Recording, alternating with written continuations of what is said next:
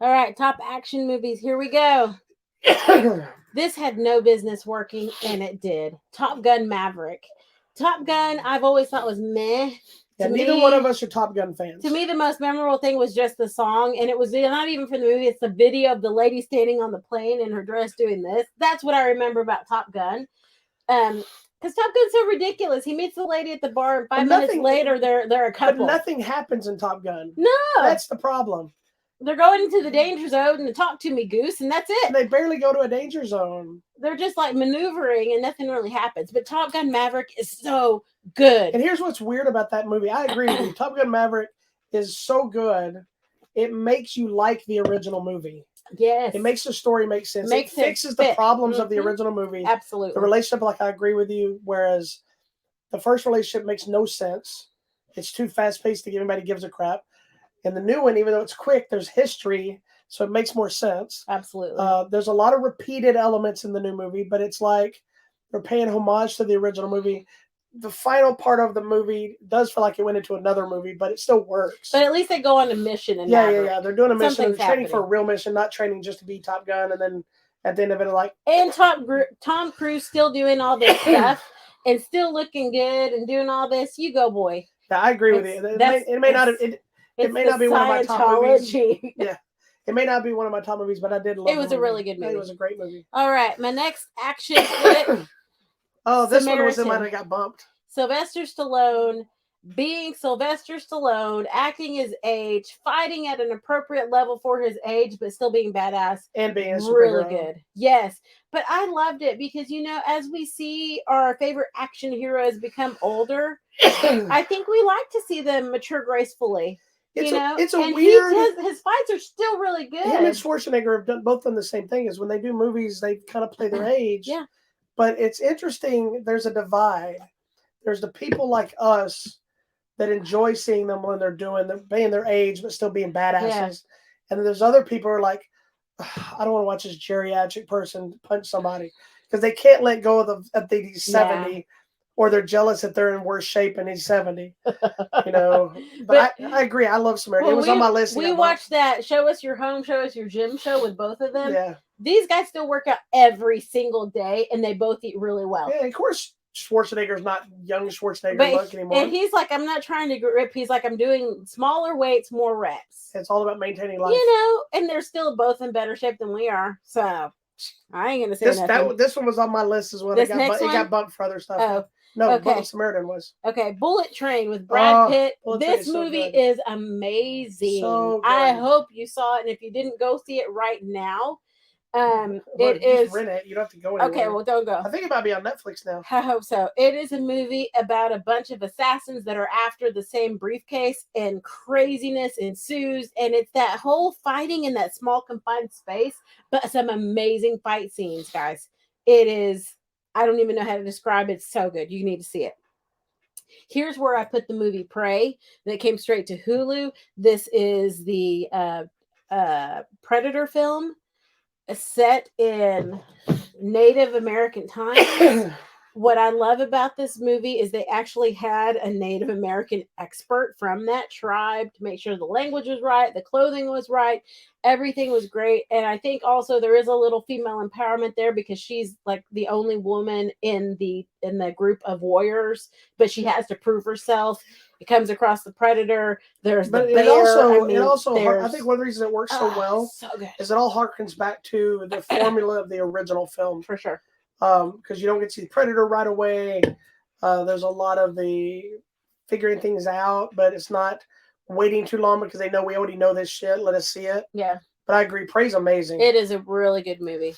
And then, of course, I was going to pick The Woman King. We went to watch this, and I told you, like, the movie starts, and like within 2 or 3 minutes, I'm already like tearing up because the opening scene is just these beautiful dark-skinned women coming out of the jungle, and I'm just like in tears. They're coming out of the grass, and I'm in tears because you don't see an all-female cast of dark-skinned women.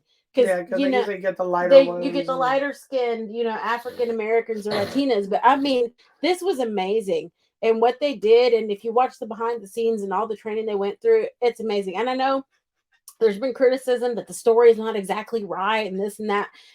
Just ignore that. Just go watch the movie and have fun because it's really good, and I might cry again. It is that good. It was that good. All right, back to my analog. Hey, babe, tell me your top actions. My top actions. It's funny. We have a lot of the same movies, just in different categories. Okay, that's cool. So one of my top action movies is Violent Night. Oh, so whether you had it for a horror I had film, it in horror. I'll look at it as an action movie. It was action. It's so good. It's a movie that has really no business working. So good. But it's so great. Bullet Train was also on there because it's such a great movie, action packed, fun. The Woman King was also on there. Good. I'm not going to dwell because we just talked about it. I think for me though was not only seeing the cultural stuff in there, but that we spent more time seeing how they prepare to be who they are that I didn't expect. I thought it was going to be more about a lot of political uprisings and that stuff's there. Yeah. But it's really more about somebody else's journey, not even Viola Davis. It's this other girl's journey to become one of them and seeing what they go through, but the importance of it. So I thought I like that aspect of it. Top Gun Maverick did make my top list. Nice. It's the movie that bumped Samaritan. Oh, wow. I thought about it after the fact. I'm like, I love Samaritan, but I think Top Gun's going to get there. And this last one, I really struggle with because I try not to pick comic themed movies on my top 10s because it's obvious because I love all comic things related.